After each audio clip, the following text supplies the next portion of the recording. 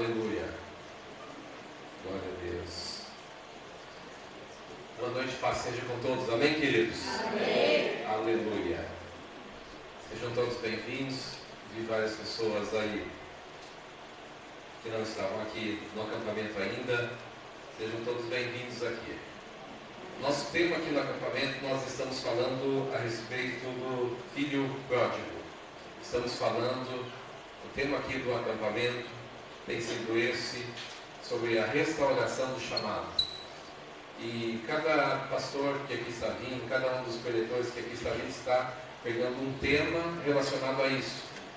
E nessa noite, o tema que me caiu para pregar é cuidado com as más amizades. Cuidado com as más amizades. Porque tem a ver com a parte da história do filho desperdiçador. Pródigo quer dizer desperdiçador.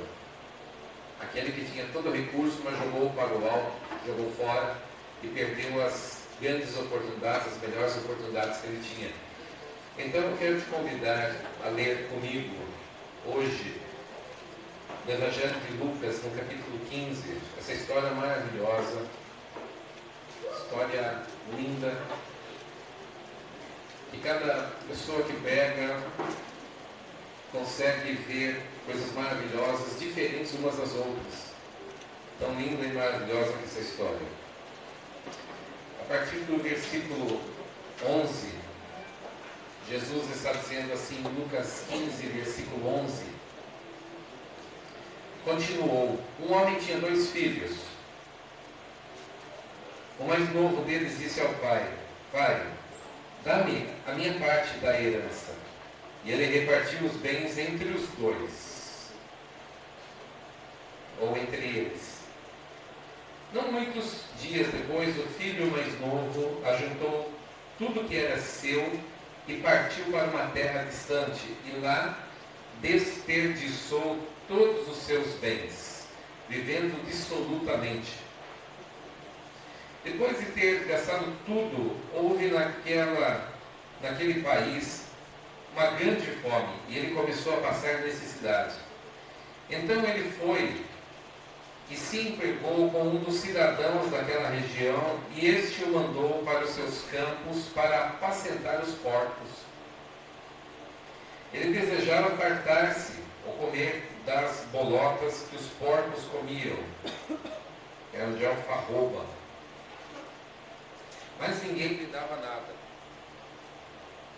Então caiu em si e disse: quantos empregados de meu pai têm pão com fartura e eu aqui estou morrendo de fome?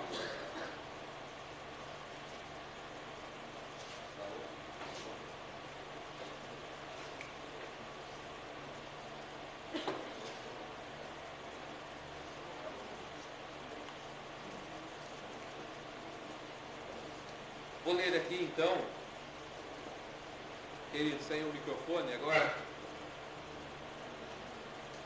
Quantos empregados de meu pai têm pão com fartura e eu aqui estou morrendo de fome? Eu me levantarei e irei até o meu pai e lhe direi: Pai, pequei contra o céu e diante de ti. Não sou digno mais de ser chamado teu filho. Trata-me como um dos teus empregados. Levantou-se e foi até seu pai. Quando ainda ele estava longe, seu pai o viu e, cheio de compaixão, correu, o abraçou e o beijou. O filho lhe disse: Pai, pequei contra o céu e diante de ti. Não sou mais digno de ser chamado teu filho. Mas o pai disse a seus servos: Trazei depressa a melhor roupa e vestiu. Ponde um anel em seu dedo e sandálias nos pés. Trazei também e matai o novilho gordo, comamos e alegremo-nos, porque este meu filho estava morto e reviveu, estava perdido e foi encontrado. E começaram a alegrar-se. O filho mais velho estava no campo. Quando voltava, ao se aproximar da casa, ouviu a música e as danças. Chamou um dos servos e lhe perguntou o que era aquilo. Ele informou: teu irmão voltou e teu pai mandou matar um novilho gordo porque o recuperou com saúde. Ele se indignou e não queria entrar. Então o pai saiu e procurava conciliá-lo. Mas ele respondeu a seu pai: há tantos anos que te sirvo, sem jamais transgredir uma ordem tua, e nunca me deste um cabrito sequer para me alegrar com os meus amigos. Mas vindo esse teu filho, que desperdiçou os seus bens com prostitutas, tu mandaste matar para ele o novilho gordo. Então o pai lhe respondeu: meu filho, tu sempre estás comigo, tudo o que tenho é teu. Entretanto era necessário que comemorássemos e nos alegrássemos, porque esse teu irmão estava morto e reviveu, estava perdido e foi encontrado. Amém. Amém. Aleluia. Vamos orar. Pai querido, nós oramos sobre a tua palavra, todo o conteúdo que ela tem, ó Deus. Nós pedimos ao Senhor que venha falar aos nossos corações, nos fazer entender, que os nossos olhos sejam abertos, os nossos corações fortalecidos na tua presença nessa noite, e que a tua palavra, como uma semente preciosa, possa ser levada ao interior de cada vida e ali ser plantada no solo do nosso coração. Que esse solo seja bom, que dê muito fruto para o teu reino, para a tua glória, em nome do Senhor Jesus. Se existe alguma força do diabo neste lugar, querendo impedir a tua igreja de ouvir a palavra, de prestar atenção a Deus, que caia por terra, em nome do Senhor Jesus, e que o nome do Senhor seja glorificado. Amém. Amém. Glória a Deus. Pode se sentar, queridos.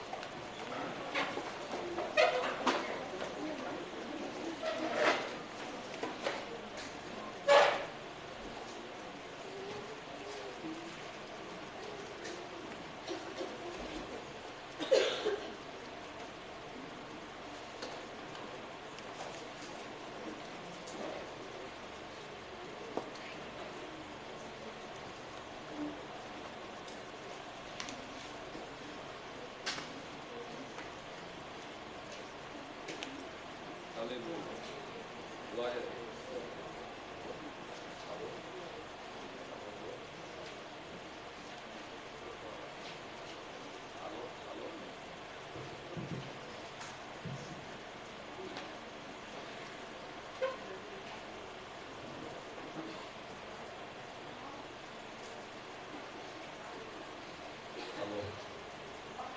Glória a Deus.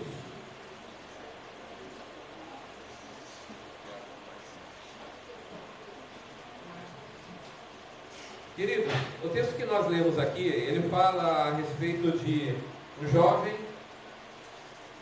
que desperdiçou seus bens. Mas deixa eu falar algo aqui, que essa história ela permite algumas lacunas para que imaginemos algumas coisas.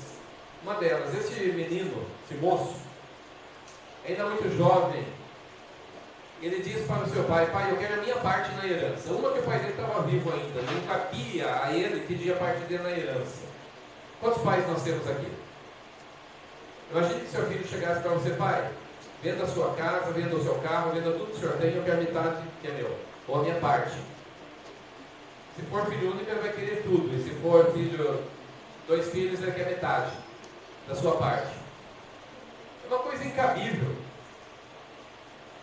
Como essa pessoa, quando esse jovem pede isso, ele está com um sentimento de ingratidão. Ingratidão muito grande, porque o que ele está dizendo para o pai: ó pai, eu quero saber como vocês vão se virar aqui depois, eu quero a minha parte. E eu quero, antes da sua morte, eu já quero independência do Senhor. Então, é uma palavra que Jesus nos dá de uma pessoa aparentemente descabeçada, de um jovem que não está nem aí com a família dele. Mas eu creio, tá? Embora é uma história, não sei se essa história chegou a acontecer de fato em algum lugar, e Jesus conta essa história. O texto aqui está dizendo que ele conta como sendo uma parábola. Mas imagino eu que esse rapaz, onde ele estava vivendo, ele tinha amigos. Ali perto da casa do pai dele, onde ele morava, ele já tinha suas amizades. E é bem provável, creio eu, que entre as amizades dele, algum amigo dele deve ter dito para ele: ó, se eu fosse você, se eu estivesse no seu lugar, e se eu... Alô? Opa. Se eu tivesse pai rico, se eu tivesse um pai que tem o que seu pai tem, eu zarpava. Eu dava um jeito, eu pegava a minha parte, e o rapaz dizia, mas que parte que eu tenho? O que eu posso fazer ali? Pede para o seu pai. Pede que você quer a sua parte. Mas que parte? Não sei, fala para ele vender alguma coisa lá e te dar o dinheiro. Creio eu que tinha alguns amigos que estavam dando um mau conselho para ele. E entre esses maus conselhos, surgiu isso daí. Dele se tornar independente antes da hora. Dele querer a parte dele da herança e dele sair fora da casa do seu pai. E é sobre essa parte principalmente que eu quero falar hoje. Nós nos cercamos geralmente de pessoas que pensam iguais a nós. Você pode conviver isso excetuando a sua família, excetuando o ambiente do seu trabalho, ou a tua escola talvez, mas seu grupo de amizade geralmente é feito por pessoas que pensam mais ou menos como você. Então veja lá, às vezes tem algum jovem na escola, eles começam a formar bloquinhos de amizades. Esses bloquinhos de amizades são pessoas que eles se assimilam aos demais ao pensamento. Então, se é um baderneiro e ele percebe que existem outros baderneiros, ele vai se unir a eles, porque nós nos concentramos aos que pensam igual a gente. Se é um rapaz que estuda muito, se é uma menina que estuda bastante, a tendência dela é se unir com as outras que estudam bastante, que vão bem. Existem aqueles que desprezam as suas notas na escola. Então, também, no nosso círculo de amizade, às vezes a gente se cerca de pessoas assim. Há pessoas que quando saem do serviço, elas têm por tendência, chegar na sexta-feira, sair e ir para um bar. Então, jovens, moços, homens, muitas vezes pais de família, inclusive, às vezes quando sai do serviço na sexta-feira, vai para um bar. E por que ele vai para o bar? Não é apenas para beber, porque ali ele encontra o círculo social no qual ele se acerca. E assim as nossas tendências é nos unirmos a pessoas que pensam como a gente. Então veja, por exemplo, um fofoqueiro.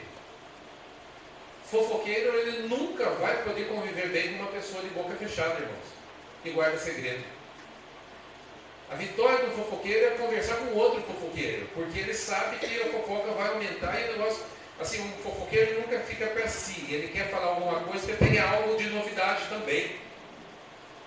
Então as pessoas se acercam de pessoas que pensam como ela. Na igreja do Senhor Jesus também há pessoas assim, há pessoas que se acercam dos que querem crescer na fé. E elas dizem, eu quero crescer na fé. De repente ela identifica alguém que está na mesma sintonia que ela, e ela diz, vamos conversar a respeito disso, que é aquilo que você falou ali e tal, e eles começam a trocar ideia. Essas ideias que vão trocando ali refletem exatamente o seu círculo de amizade.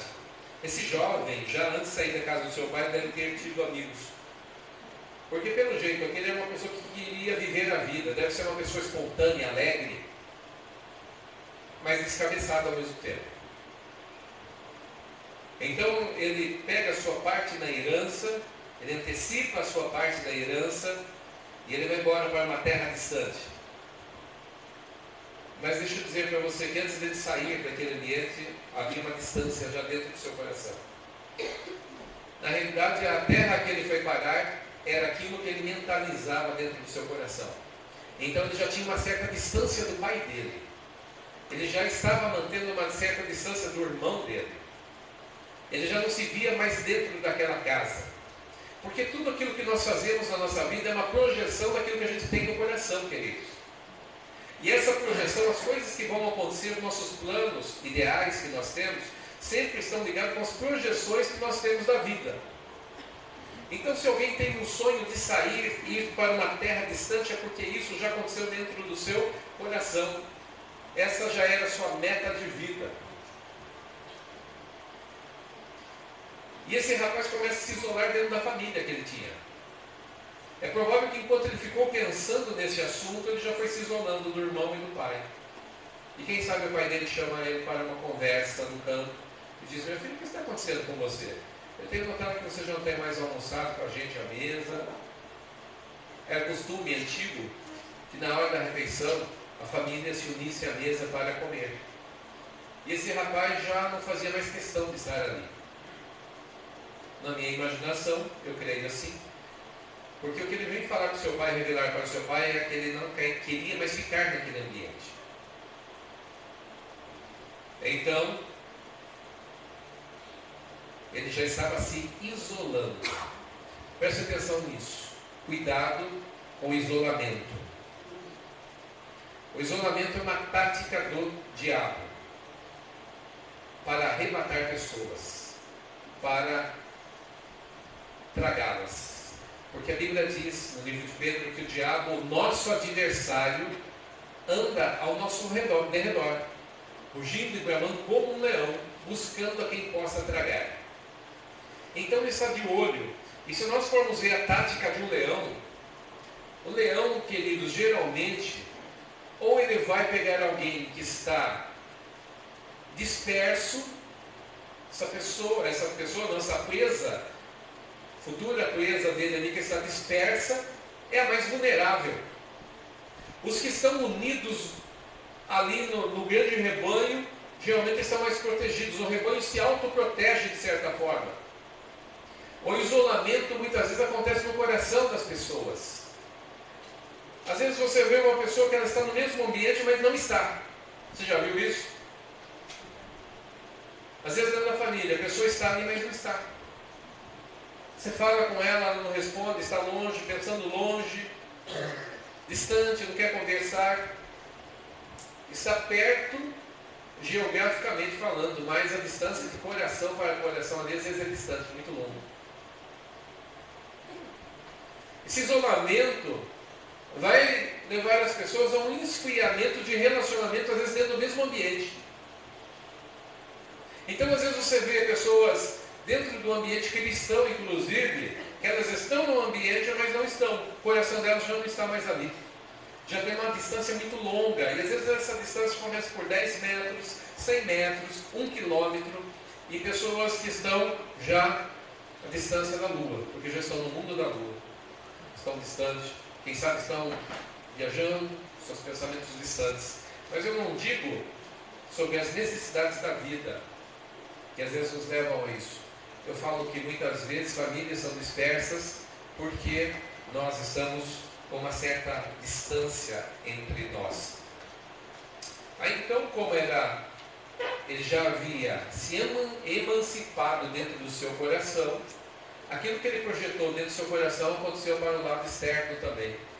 Ele também pediu os bens ao seu pai, e ele pega a sua parte da herança e ele some para longe. E se cumpre aquilo que ele tinha mentalizado dentro do seu coração. E ele vai para uma terra distante. Nessa terra distante, com certeza, ele se acerca de novo de novos amigos. Ele já não tem mais contato com os velhos amigos, mas ele procura pessoas que têm uma mentalidade parecida com a dele também. Porque aquilo que ele mentalizava da sua vida, que era curtir a vida doidado, era isso que ele queria fazer. Ele dizia assim, eu tenho sonhos no meu coração, e aqui na casa do meu pai, eu não tenho como ter esses sonhos cumpridos. Aqui meu pai me atrapalha, essa família é muito tradicional para mim, ela me atrapalha, eu preciso crescer, eu preciso expandir. E ele vai para uma terra então que ele encontra pessoas semelhantes a ele. E neste lugar, ele começa a se cercar de amigos, e ele tem muito dinheiro agora. E o que ele faz? Ele começa a comprar as suas novas amizades. É bem provável que ele vá num bar, que ele vá ali nos points da galera ali da época, e ali então ele começa a bancar ali o cara que tinha boa condição de vida. Ele começa a mostrar para os outros ali que ele tinha melhor roupa. Ele começa a mostrar para os outros que ele tinha ali as melhores coisas para oferecer. E quem começa a se aproximar dele? Os interesseiros.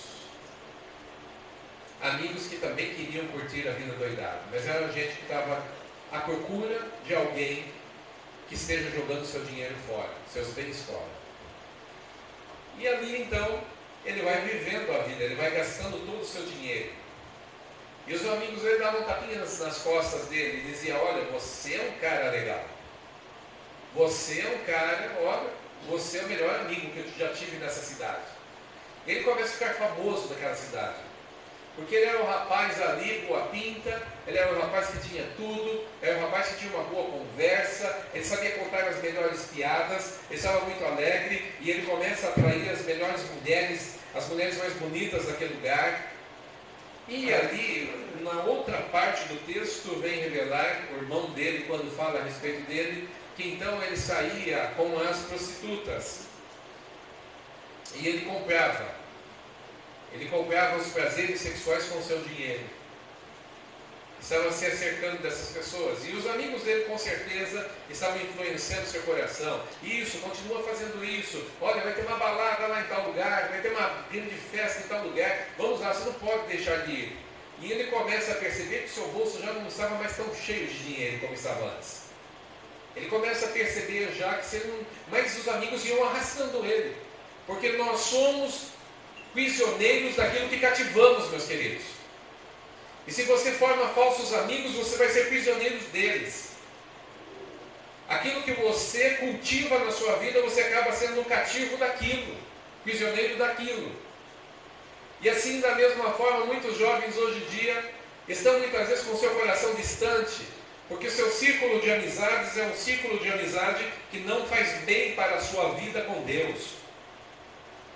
Talvez sejam pessoas que você se acercou de amigos que não te levam para cima, mas te jogam para baixo. Cuidado com as suas amizades, porque elas determinarão o seu futuro.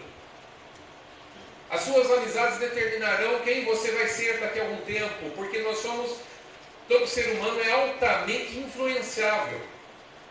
Nós somos influenciados pelas pessoas, pelas notícias, pelos acontecimentos. Nós somos influenciados por todas as coisas. E é impossível que não sejamos influenciados. Um homem pode ser influenciado muitas vezes até pela natureza, pela beleza que existe na natureza. O homem pode ser influenciado pelo vento que está ali vindo do sul, do norte. Ele já sabe qual atitude que ele tem que tomar logo em seguida. Se é bom para plantar, se vai vir chuva, se não vai. Nós somos influenciados o tempo inteiro. Nós mudamos as nossas tendências de acordo com a influência que nós recebemos. O problema não é esse. O problema é quando essas influências são ruins. O problema é quando as mensagens que chegam até nós não são verdadeiras. O problema é quando essas mensagens, essas informações, esses amigos são tendenciosos. O problema é quando alguém não nos ama de verdade, só quer curtir a vida. E para ele nós somos mais um. Esse rapaz caiu numa grande armadilha. Uma grande armadilha da vida. Mas não podemos dizer que ele não cultivou isso. Porque ele mesmo estava cultivando isso. Eram amigos do pecado e amigos mundanos. Muito diferentes dos princípios que ele tinha recebido dentro da casa dele.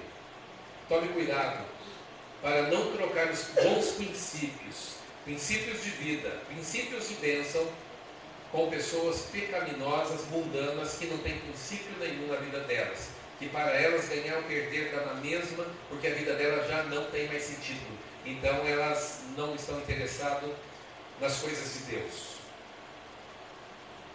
Eu chamo isso de estupidez. Esse rapaz era um rapaz estúpido. Mentalidade estúpida.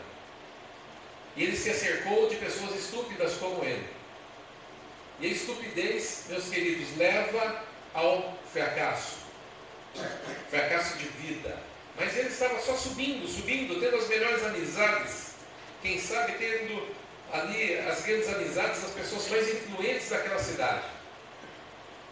Mas nem sempre quando nós estamos sendo os mais influentes, isso é segredo de sucesso. Porque às vezes nós estamos caindo numa armadilha. O lugar onde você está hoje reflete as escolhas que você fez. E nós somos responsáveis por isso. Muitas vezes nós pomos a culpa em Deus, mas você está hoje no lugar cujas portas você mesmo abriu. E você abre uma porta porque acha interessante, entra por ela e ela sempre tem algo a te oferecer do outro lado. Há portas que são boas e há portas que são ruins. Há influências que são boas, há oportunidades que são excelentes. Mas deixa eu dizer para você, nem toda oportunidade excelente é o melhor para a sua vida. Você sabia disso? Há coisas boas que não são boas para você lá na frente. São boas hoje, mas não são boas para você.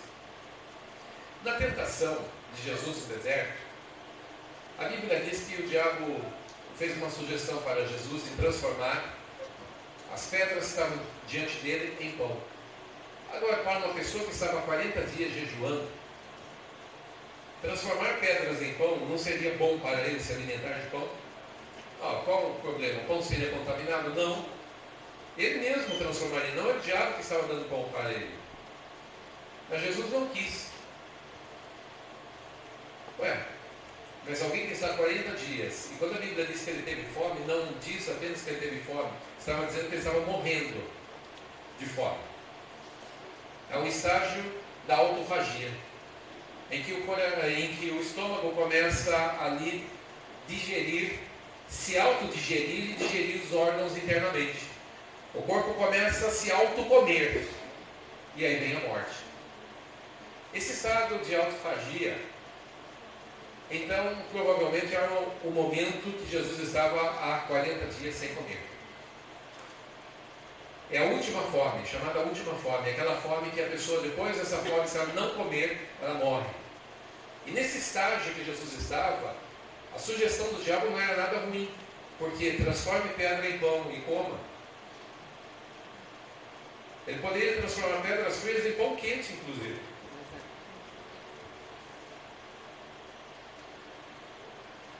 Mas ele diz não. Nem só de pão viverá o homem, mas sim de toda a palavra que procede da boca de Deus. A questão é que aquela sugestão do diabo para ele, é para que ele reivindicasse o seu poder e glória que ele havia deixado do céu, e se tornasse um super-humano agora. E ele não queria fazer isso para que ele não vencesse como um super-homem, que ele vencesse como filho de Deus, mas humano. Homem de dores, a Bíblia diz. Experimentado no trabalho. E como um de quem os homens escondiam o rosto, não fizemos dele caso algum. Mas verdadeiramente ele tomou sobre si as nossas dores e as nossas enfermidades e levou sobre si. Meus amados, o que está dizendo esse texto? Que Jesus teve que fazer escolhas. Aparentemente, o pão que ele tinha para ele naquele momento seria uma tentação, mas ele não poderia ter aquilo naquele momento. A Bíblia diz que após isso, vieram os anjos de Deus e o serviram. E aí sim ele se alimentou. Mas aquele momento da tentação não era o melhor para ele. A questão é que nem tudo que nós achamos que é bom para nós agora, simplesmente vai ser bom lá na frente. Nós fazemos algumas pequenas escolhas agora que podem dar grandes resultados ou péssimos resultados lá na frente. Cuidado com as más escolhas, com as más amizades. Cuidado com as pessoas, aprenda a identificar os pensamentos das pessoas e veja que tipo de pessoa ela é. Há pessoas que não acrescentam nada na nossa vida, meus amados. Não acrescentam nada, não porque não são boas pessoas, não têm um bom caráter, simplesmente são vazias. Cuidado com aqueles que querem se separar do corpo de Cristo. Se separar da igreja do Senhor, a noiva do Senhor. E tome cuidado com aqueles que falam mal da igreja de Cristo. Porque quem fala mal da igreja de Cristo está falando mal da noiva de Cristo. E vai ter um problema sério com ele. Porque se você fala de alguém que você ama, alguém fala mal de uma pessoa que você ama muito, você vai querer defender essa pessoa. Da mesma forma, Jesus vai querer defender a sua noiva daqueles que falam mal dela. Tome cuidado com pessoas que querem te afastar da comunhão com Cristo. Tome cuidado com pessoas amargas. Às vezes você fala com ela, é só amargura que tem dentro do coração dela. Não fala nada que te faz bem. Tome cuidado com pessoas pessimistas. A visão dela é de que tudo é péssimo. Tudo que você fala para ela, ela sempre leva para um lado do pessimismo, da amargura. Tome cuidado com pessoas briguentas. Elas vão te colocar em confusão. Quem anda com pessoas briguentas, com certeza vai se meter em confusão. Confusão muitas vezes que não é sua. Alguém aqui já entrou numa briga por causa das amizades que tinha? E aí, dentro do grupo de amizade, você não tinha como fugir daquela briga. Não tinha como fugir daquela situação ruim. Já aconteceu com alguém aqui? E aquele que a gente estava defendendo. E quando você está defendendo aquela pessoa, às vezes ela percebe que é momento dela de fuga e ela de saída para a direita e ela sai correndo. E ela deixa você na situação ruim. Já aconteceu isso? Tome cuidado com pessoas malignas. Pessoas malignas na Bíblia, inclusive, são chamadas filhas de Belial. Filhos de Belial são filhos do maligno. E o que era um filho do maligno? Eram pessoas arruaceiras, pessoas que transtornavam a sociedade, pessoas que quebravam as coisas, que faziam mal, que assaltavam, que tinham o prazer de ver alguém sofrendo. Essas pessoas arruaceiras formavam gangues na época, já do Antigo Testamento. E eles eram chamados ali filhos do maligno. Filhos de Belial. Existem os filhos de Belial hoje? Existem? Tome cuidado. Tome cuidado com pessoas maliciosas. Amizades maliciosas. Pessoas que só vê malícia em tudo. Porque se você é uma pessoa simplória, muitas vezes, e está com uma pessoa maliciosa, a tendência é que você também comece a desenvolver pensamentos maliciosos. Nós ensinamos, nosso cérebro é uma coisa muito interessante.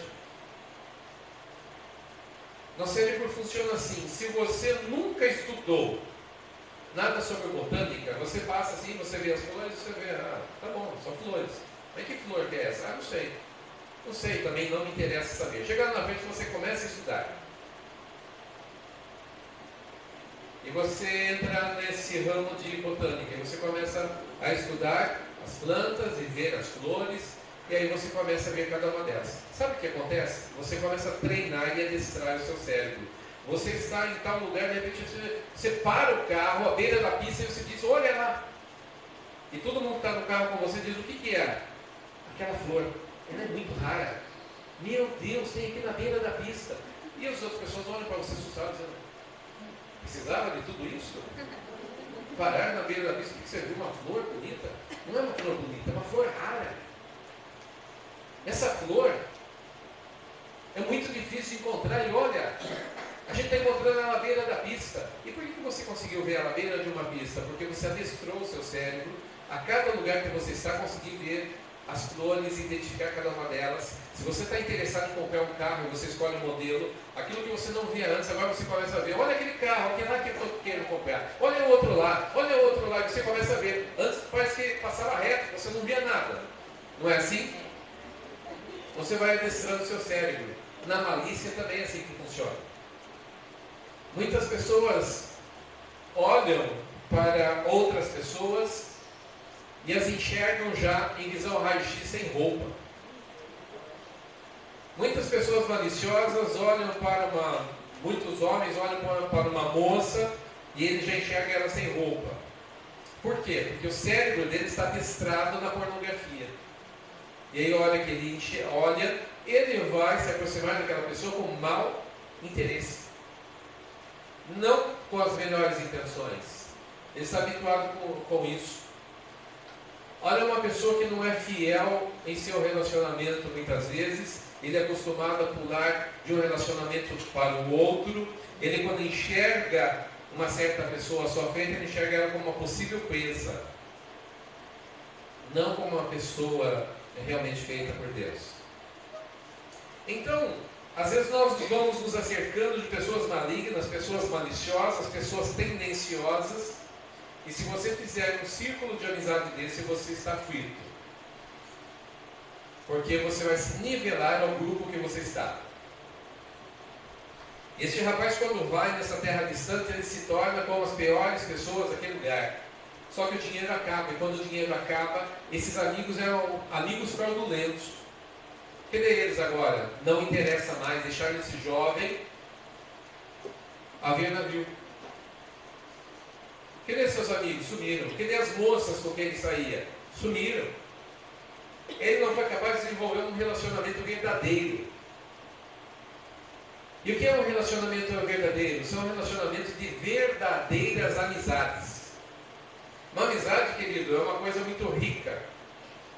Você ter bons amigos, pessoas confiáveis, pessoas que amem você de verdade, por aquilo que você é e queiram o seu bem. Nós nos devemos acercar de pessoas assim. Porque amigos de bares, colegas da bagunça não nos leva para cima, mas nos joga para baixo.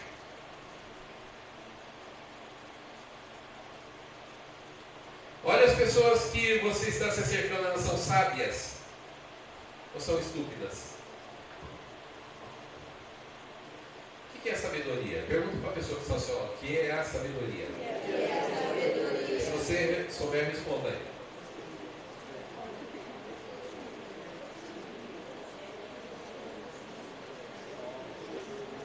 O que é a sabedoria?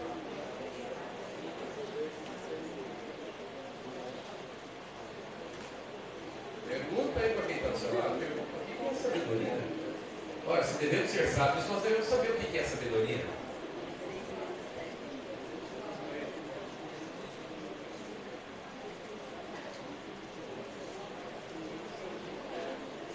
Aleluia. Queridos, a sabedoria, existem algumas palavras que às vezes a gente confunde elas. Uma delas é sabedoria, outra palavra é inteligência, a outra é conhecimento. São palavras diferentes com significados diferentes, não são as mesmas coisas. Inteligência é uma capacidade de neurônio, de pensar, executar pensamentos dentro da sua área. Existe a inteligência, ela é multifocal, existem vários focos diferentes. Há pessoas que são muito inteligentes em uma determinada área. Área, por exemplo, de matemática. São muito inteligentes, elas conseguem interagir com os números, com essa parte matemática, com uma facilidade tremenda.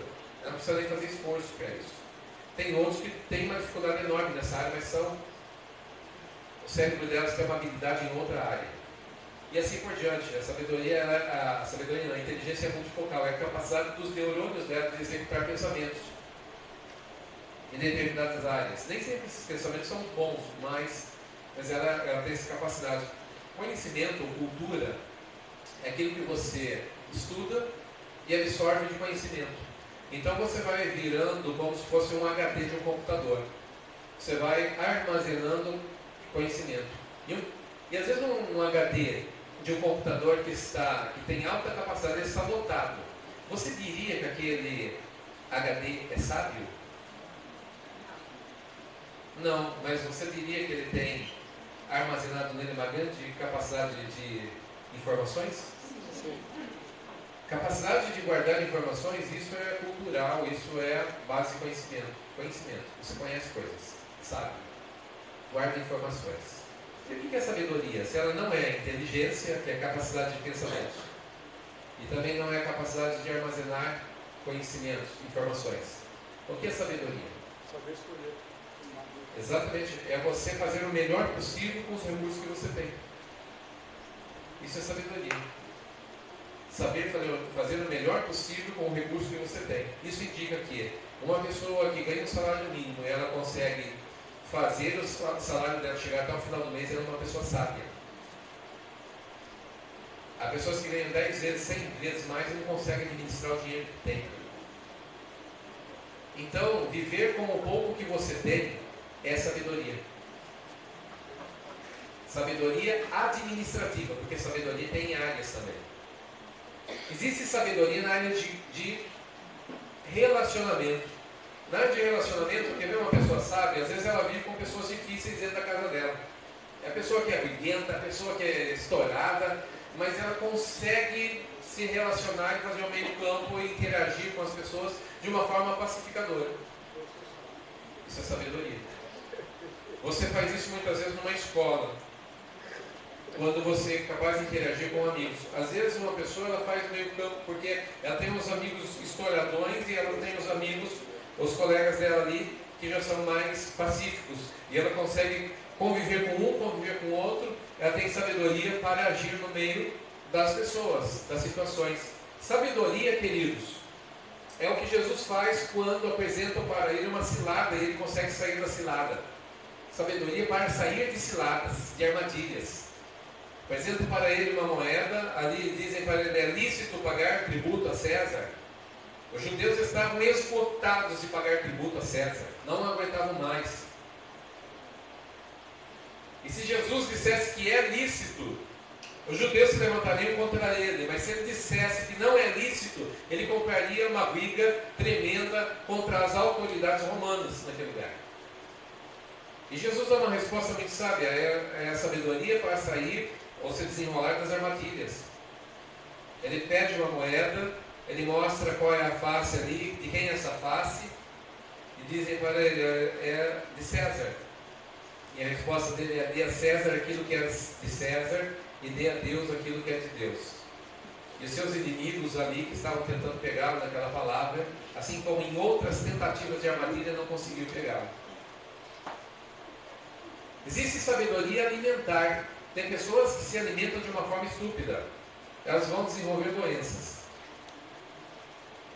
Você tem que ser sábio, porque aquilo que você coloca dentro da sua... Eu quero que você imagine, se você tem um carro, dentro do tanque do seu carro, você fala: não quero mais gastar dinheiro com gasolina. Você coloca lá dentro casca de banana.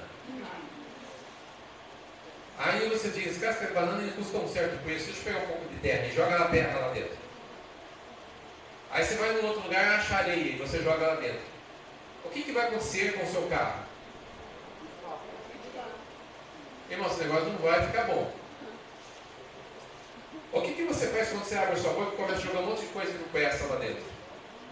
Aí você acha que seu corpo... meu corpo vai dar um jeito no negócio, porque aqui dentro tem uma mágica, irmãos, que tudo que eu como que não presta, de repente se transforma em coisas boas. Não é assim. Seu corpo faz o melhor possível, seu corpo é sábio. O problema é que às vezes o dono do corpo não é sábio. Então o corpo faz o melhor possível com aquilo que tem, que entra dentro dele. Mas eu tenho que saber selecionar as coisas, porque senão eu vou ter doença ali na frente.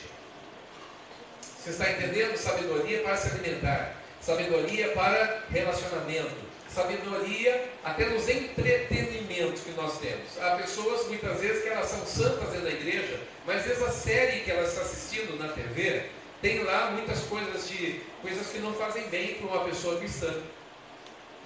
Então é assim, às vezes a pessoa vai engolindo cenas pornográficas porque elas dizem: não, mas a série é linda, é maravilhosa. A gente tem que chegar naquele pedaço, a gente tem que dar um jeito, né, Você vai se habituando com o negócio e daqui a pouco a sua alma, irmãos, ela está toda manchada. Porque as coisas que você está engolindo não são coisas sábias. Eu quero falar agora sobre alguns amigos virtuais.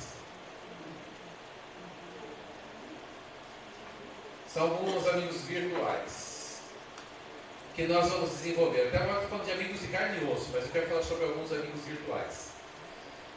São amigos, na verdade, que se você falar: não, eles são feitos de carne e osso, não. Na realidade, eles são algumas coisas que nós fazemos amizade, fazemos aliança com essas coisas e que elas não nos fazem bem.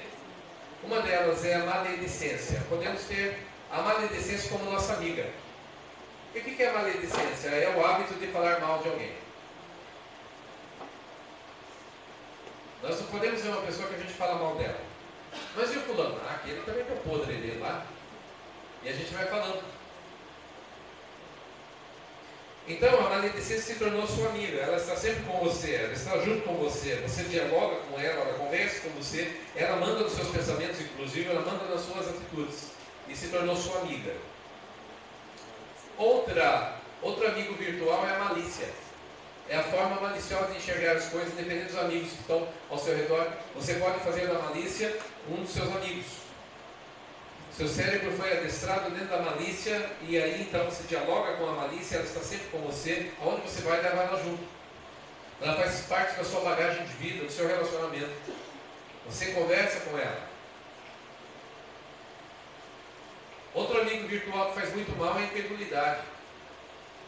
Há pessoas que tudo aquilo que enxergam, e quando leem uma palavra de Deus, dizem: eu não creio que o mar vermelho se abriu, não. Eu creio que o negócio foi assim, eles foram contornando ali, foram subindo pela beirada das pedras, até chegar do outro lado. Olha, eu não creio que Jesus ressuscitou. Você sabia que o grande problema do mundo é a ressurreição do Senhor Jesus? Até a morte da cruz, todo mundo fala, não, ele pode até ter morrido, mas ressuscitado já não cabe mais. Hoje cedo, a Rafa estava falando aqui, foi ela que veio pegar aqui, ela estava falando dos atenienses, estava falando ali da ressurreição. E enquanto Paulo estava ali no Areópago, essa é a palavra, né? Todo mundo enroscava nela, Areópago. Ele estava ali falando com os atenienses. E eles estavam ouvindo porque eles eram curiosos. A Bíblia diz que eles eram curiosos, que eles não faziam outra coisa a não ser se reunir para ouvir as novidades. Povo extremamente curioso. E Paulo estava dizendo, olha, então, houve uma certa pessoa que se chamava Jesus, ele nasceu em Israel, e foi contando a história dele. E ele morreu numa cruz pelos nossos pecados, e até aí estava tudo bem, estavam ouvindo, era aceitável. A hora que chegou no ponto da ressurreição, eles viraram só, a gente tem mais o que fazer. Viraram as costas e deixaram Paulo falando sozinho. Por quê? Porque a ressurreição de Jesus é um ponto onde, se você é amigo da incredulidade, meus queridos, ela não vai te deixar ter um relacionamento com Deus. Muitos são amigos da incredulidade. Quando você abre a Bíblia e começa a ler, até nos pontos humanos comuns você aceita. Mas nos pontos de que há um Deus que é sobre humano, que é sobre o mundo natural, que é sobrenatural, nessa parte a pessoa já não aceita mais. Porque a amiga incredulidade diz para ela assim, quando ela está lendo, está ouvindo uma mensagem, ah não, isso aí está demais, isso daí não creia não. E essa amiga incredulidade chacoalha a pessoa e diz, acorda para a vida, as coisas não são assim, isso aí é fantasia. Por quê? Porque você fez da incredulidade um amigo seu, uma amiga. Há pessoas que fazem do coitadismo um amigo seu. E elas dialogam com o coitadismo, conversam com ele. Por isso que estou chamando de amigo. Porque amigo é aquele que você abre o coração, não é? Sim ou não? Sim. Amigo, você abre o coração. E aí a pessoa, ô João, faz de conta que você é meu amigo coitadismo. Você é o coitadismo, tá? Então, nós vamos conversar. Vou conversar com o meu coitadismo, meu amigo coitadismo. Acontece alguma coisa. Eu vou jogar bola lá na quadra, mas ninguém me escolheu para entrar no time. Aí de repente começa com o coitadismo. Nossa, eu não fui escolhido, não é coitadismo? Aí você tem que falar assim para mim. Ninguém gosta de mim. Ah, ninguém gosta de mim? Meu Deus. Ninguém já fez. Diga assim para mim, você não é ninguém. Você não é ninguém. Eu não sou ninguém? Meu Deus. Coitadismo, o que você acha que eu devo fazer agora? Aí fala assim, se isole. Me isolar? Meu Deus, não é assim que eu tenho que fazer? E aí eu vou conversando com o coitadismo. O coitadismo vai me dando todas as dicas de como eu devo fazer para me isolar, como eu devo fazer para não desenvolver relacionamentos saudáveis. Eu começo a me trancar na minha vida, porque o meu amigo coitadismo foi aquele que eu desenvolvi, que eu trouxe, é um amigo virtual, meus queridos. Ele existe? É real, embora é virtual. A nossa mente é capaz de dialogar com o coitadismo. Obrigado, viu? Isso não é coitadismo, mas serviu de exemplo agora. Então algumas pessoas não conseguem nunca prosperar e ir bem na vida porque seus amigos, seu grupo de amizades que ela forma é incredulidade, ela coloca o coitadismo também como um dos seus amigos, ela coloca a melancolia. Pessoas que são extremamente melancólicas e elas se danificam com isso. Irmãos, ninguém vai para a frente achando que não é ninguém. Não tem como você vencer em nada se você acha que o problema não está fora de você. Porque esse amigo coitadismo, ele não é uma pessoa feita de carne e osso. Mas pode ser uma pessoa que você dialoga. Ele serve como um espelho para você. Você olha nele, ele olha para você, você dialoga com ele, conversa com ele, e ele diz, você não conversa, você não é ninguém. Ele diz, você sempre foi o filho lá que mais desprezado dentro de casa? O coitadismo diz para você, você viu que você nunca venceu na vida? Você nasceu assim mesmo para sofrer. E aí a pessoa vai gastando todo o dinheiro que ela tem com o coitadismo. São os amigos que ela vai cultivando, ela vai gastando toda a energia dela, todas as coisas com o coitadismo. E aí vem o período da fome. O período da fome é o período que a gente esgota todo o recurso que a gente tinha antes de coisas boas, até o momento que a gente fica no fundo do poço. Esses amigos sugaram todas as nossas forças, tiraram tudo que era bom de nós, até que a pessoa fica esgotada, sem recurso, dentro de um buraco profundo, olhando para cima, pedindo socorro. Se alguém pode estender as mãos e ajudá-la, mas os amigos coitadismos e todos os grupos de amizade falsas que ela fez nunca vão estender a mão para que ela saia de dentro do buraco da depressão. Mas de repente esse menino, esse moço, filho de um pai que lhe dava tudo o que ele precisava, ele tinha todos os recursos na casa. Por causa das suas más amizades, já lá perto da casa do pai dele, e depois lá no outro lugar onde ele foi, ele percebe que ele perdeu tudo que tinha. E de repente, no meio de toda a vida nublada que ele tinha de estupidez, surgiu um raio de sabedoria. Porque até nas mais densas nuvens, irmãos, de repente, o sol quando está brilhando, às vezes as nuvens, numa certa distância entre elas, sai algum raio de luz dali. E foi isso que aconteceu com ele. No meio de toda a sua estupidez, no meio da sua melancolia, onde ele estava agora num estado péssimo, dentro daquela situação horrível, ele vai para um lugar onde essa palavra de cuidar de porcos, para os judeus, significava o pior estágio, a última coisa que um ser humano poderia fazer. Por quê? Porque o porco era o símbolo dos animais mais imundos que tinha, que o judeu não poderia ter contato com eles. E é Jesus que conta para os judeus uma coisa dessa, de que o rapaz estava no fundo do poço mesmo, ele foi cuidar dos porcos, mas o problema não era cuidar dos porcos, ele estava interessado em comer a comida dos porcos, mas nem isso deixava ele comer, porque havia fome na terra. Então, o porqueiro dizia: eu chamei você aqui para cuidar dos meus porcos. Se você for comer comida dos porcos, vai faltar para eles, porque a terra está em seca, está com fome. Uma grande fome havia naquela região toda. Essas coisas nunca vão dar bons resultados, porque um ambiente desse vai se tornar um ambiente escasso. Quantas pessoas fizeram dos seus amigos as suas amizades e ali afundaram na vida e se deram muito mal. Agora, esse rapaz começa a pensar: o que eu estou fazendo aqui? Ele começa a se olhar, todo sujo de lama, fedendo porco. Não conseguia nem comer as alfarrobas, aquelas vagens de alfarroba que os porcos comiam, porque estava escasso na região. E ele diz: o que eu estou fazendo aqui? Essa pergunta dele foi a pergunta mais inteligente que ele já tinha feito em toda a sua vida. O que eu estou fazendo aqui? Ele diz: na casa do meu pai, até os empregados dele comem muito melhor do que eu estou comendo aqui. Na casa do meu pai, eles comem quantas vezes eles quiserem. Eu não consigo nem comer vagens de alfarroba, comida do porco.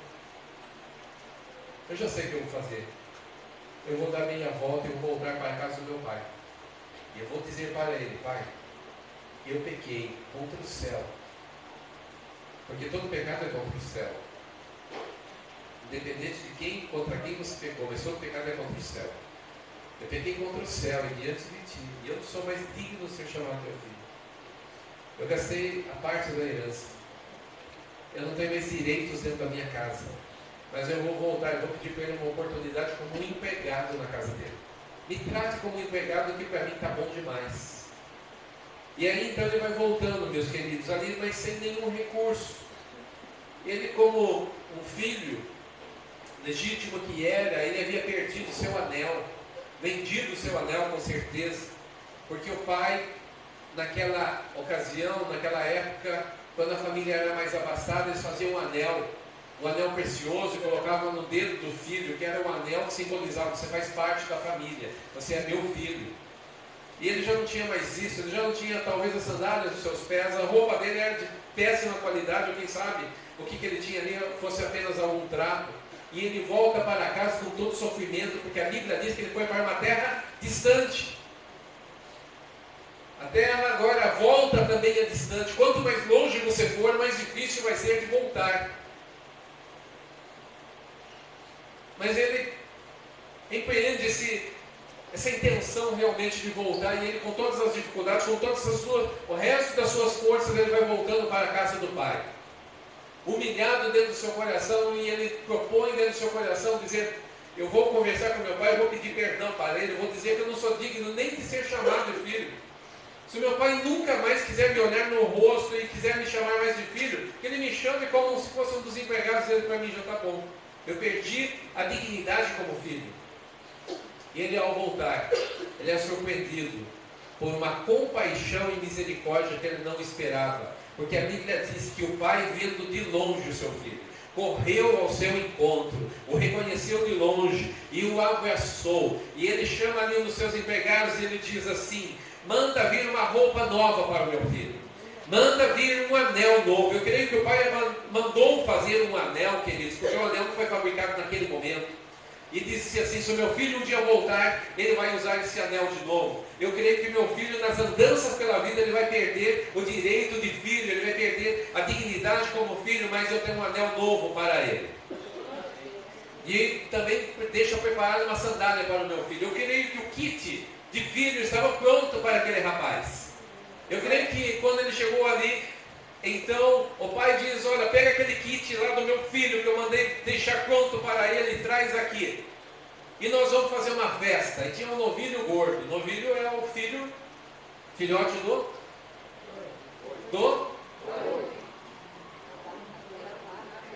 da vaca.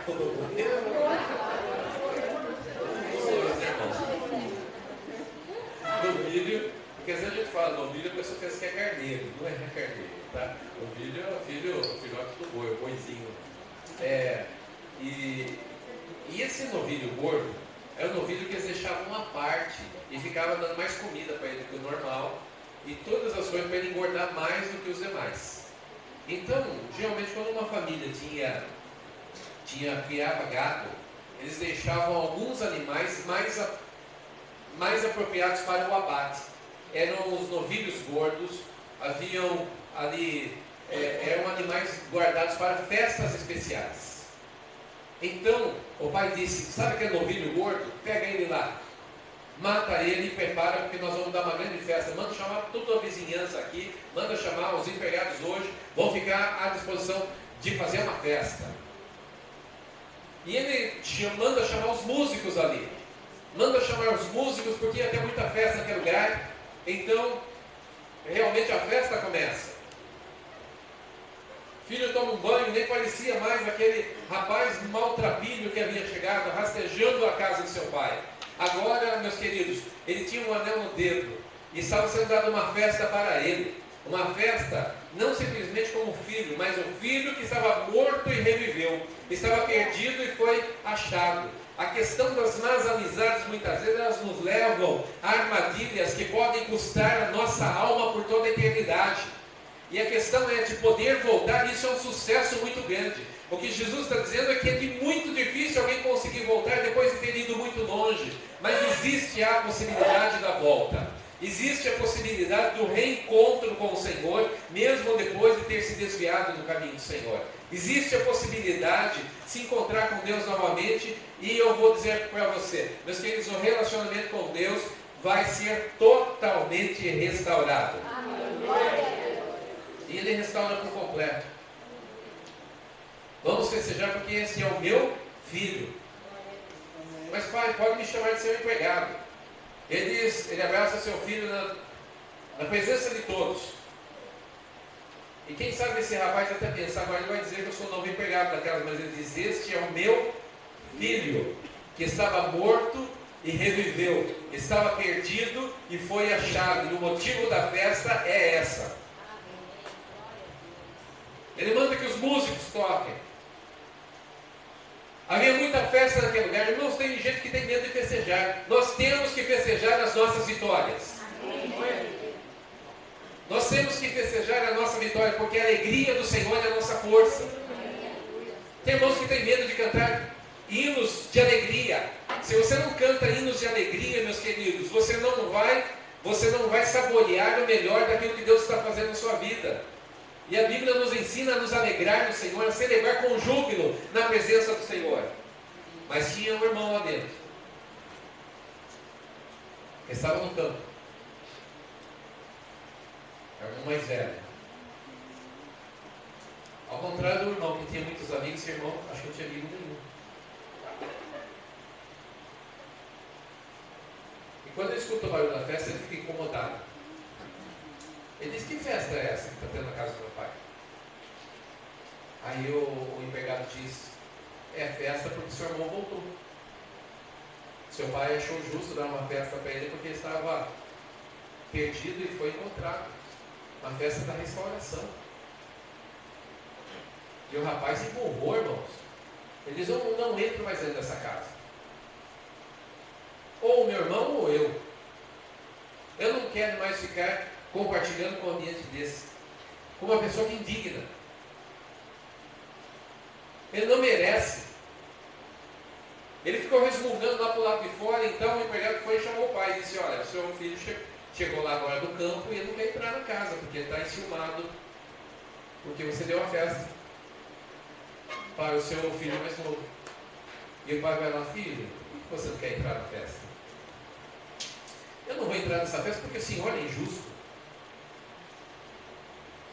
O senhor viu o que esse irmão nosso, o que esse meu irmão fez? Ele obrigou o senhor a vender todas as coisas ali, transformar tudo isso em dinheiro. Ele pegou a parte dele, ele levou embora. Ele gastou tudo com prostitutas, com as más amizades. Torrou o dinheiro dele e agora ele volta sem nada. E o senhor deu uma festa para ele, pai. Eu sempre te servi, nunca desobedeci uma ordem tua. No entanto, o senhor nunca deu um cabrito para mim. Não tinha nem, irmãos, não tinha como comparar o cabritinho cuidado com o novilho gordo. Nem um cabritinho o senhor deu para mim. Agora vem esse meu irmão, o senhor dá justamente um novilho gordo para ele. Ó o ciúme. Você já viu ciúme entre irmãos?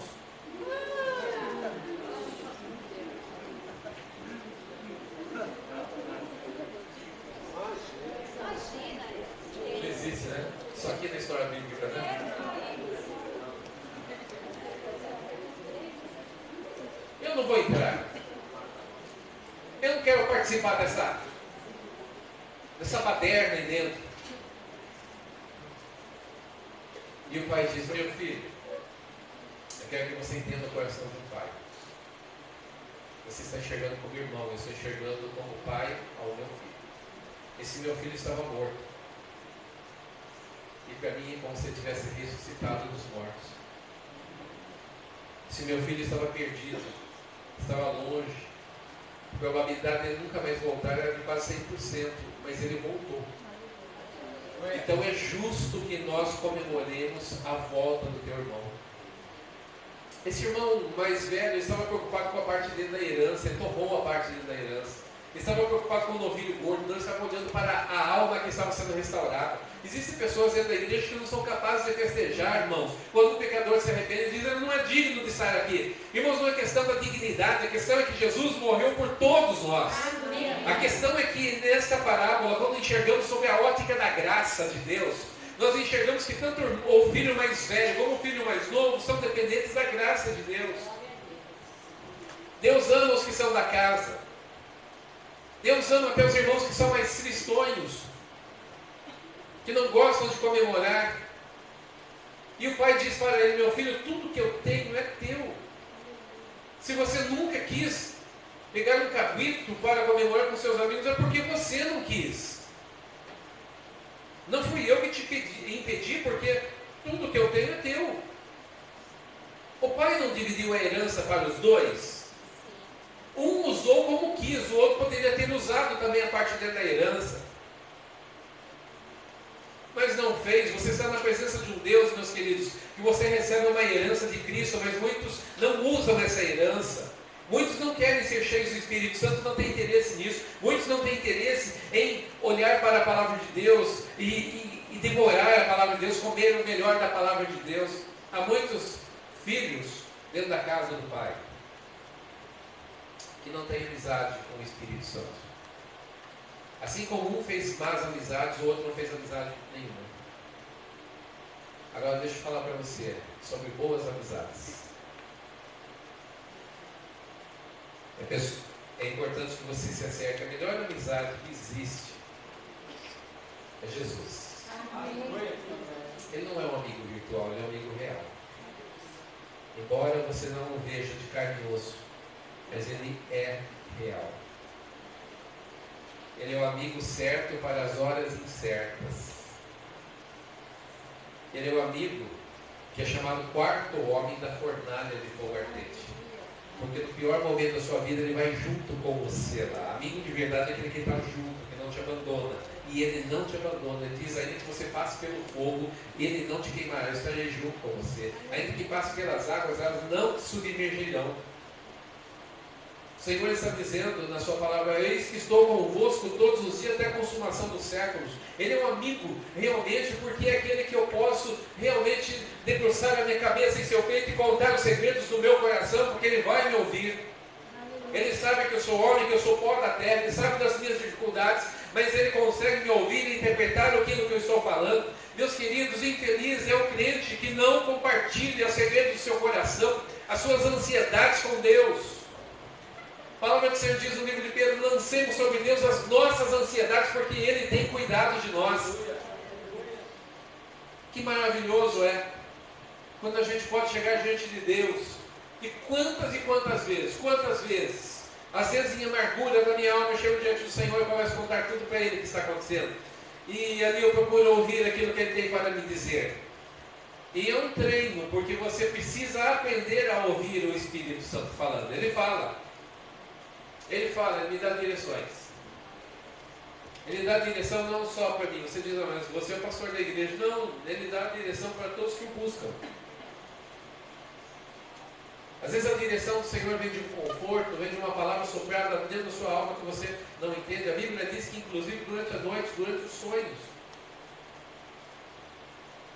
No livro de Jó diz que enquanto os homens estão dormindo, seus pensamentos se abrem.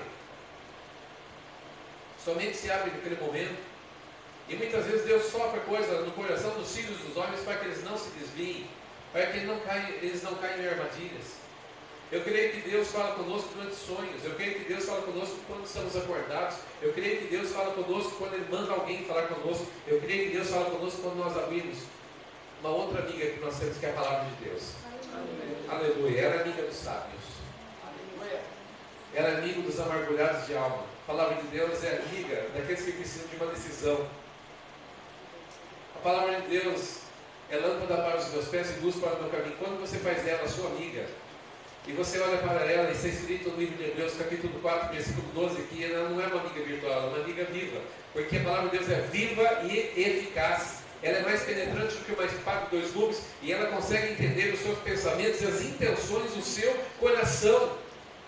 Que lindo que é, a palavra de Deus diz no versículo 13, versículo depois, Hebreus 4,13, que todos nós estamos como que nus diante de Deus. Ele nos enxerga por completo, não há o que se esconder de Deus. Essa palavra que é viva e eficaz e sabe as intenções e os nossos pensamentos, ela é capaz de distinguir as coisas e nos dar direção certa para a nossa vida. Nós devemos fazer das nossas amizades de irmãos convertidos. De verdade, irmãos que tenham transformação de vida, porque eles vão te levar para cima.